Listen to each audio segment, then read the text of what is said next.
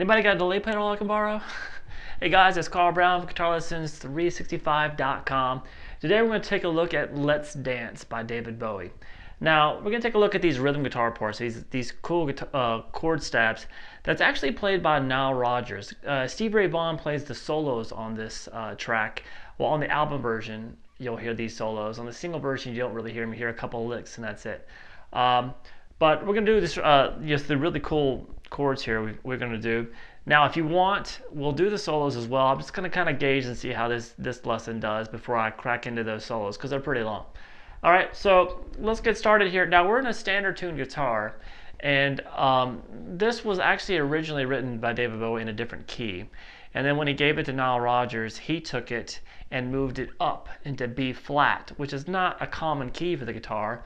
But he did not want a bunch of open strings. He wanted it to be less resonant, so it'd be brighter sounding.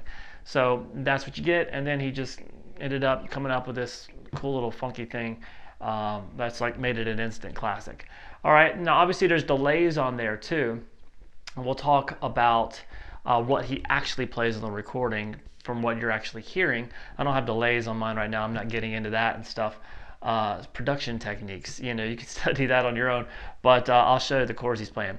Now we're going to start here in this E flat dominant 7 chord.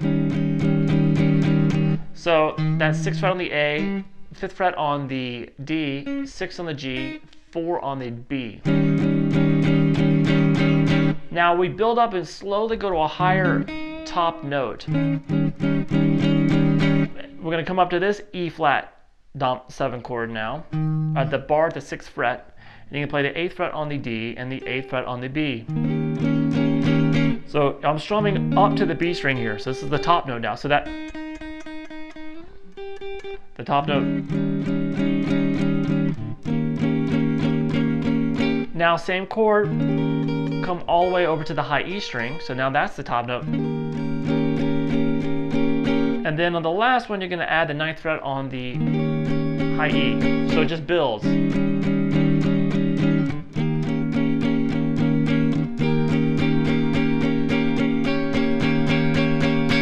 then we get to these really cool chords. So we're going to start here. That is a 8th fret here on the D string, 10 on the G, 9 on the B, 11 on the high E string. Now, that is actually a B minor 11 chord. So, now on the actual recording, he's only doing this. And the delays are what's creating the actual rhythm. But you can recreate that on your own, just...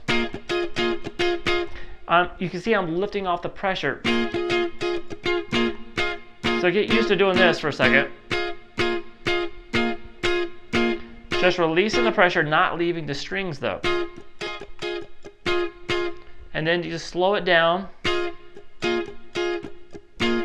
See, I'm just gonna, just nice steady 8th note feel.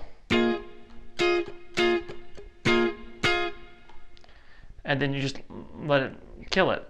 Alright? Alright, this next one would be like a B flat minor 6 chord. So that's a bar at the 8th fret there across the top 4 strings. 10th fret on the G, 9th fret on the high E string.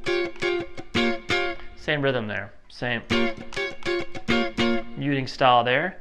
Move up here now and play, this is going to be it's actually considered a G flat major 6 chord. I'm just going to play the top 3 strings here, 11th fret across the E, B, and G strings. And then we're going to end it with just a standard B flat minor 7 chord, which is a 8th fret on the D, 10th fret on the G, 9 on the B and the high E string.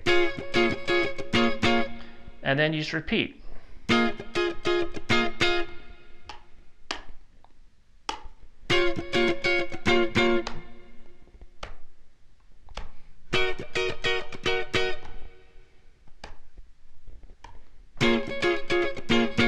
Obviously, it sounds a lot better when you got the delays. And if you got the delays dialed in correctly, you can basically just do the, like Nile Rodgers is actually doing on the recording. Now, then we go into the actual I guess you would consider the pre-chorus. It sounds like this.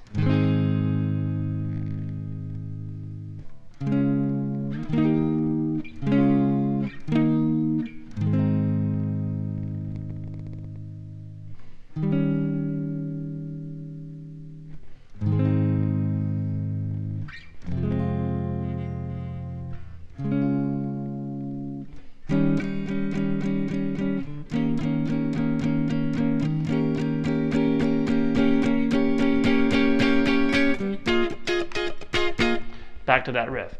So that's here in an A flat major chord. Then that goes to a D flat major to E flat again. Back to the A flat major. And then you're simply just going to go over and grab just a quick little E flat dominant 7 chord, just like you started the song with. But you don't need that second string in there, it's just these 3 strings. Kind of keep it a little bit more mellow sounding and hold it. And then back to the A flat, down to F minor, back to D flat major, and then we're into that same build up we started the song with.